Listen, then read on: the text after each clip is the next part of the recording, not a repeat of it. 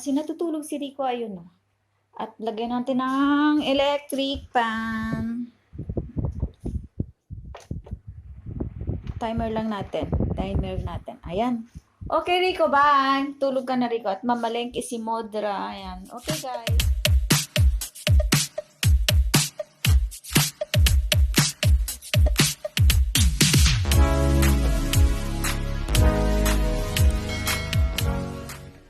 Ayan, nandito na tayo sa market. Everyday ako nagma-market, guys, kasi hindi ako nag-freezer ng mga meat and fish. Gusto ko kasi fresh.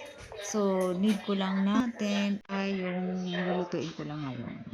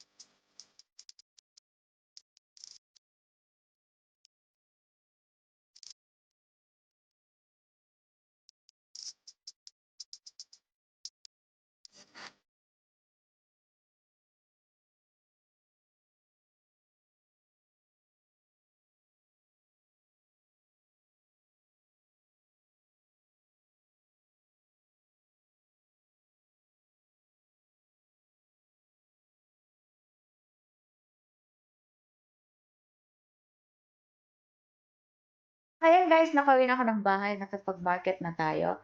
Ayan.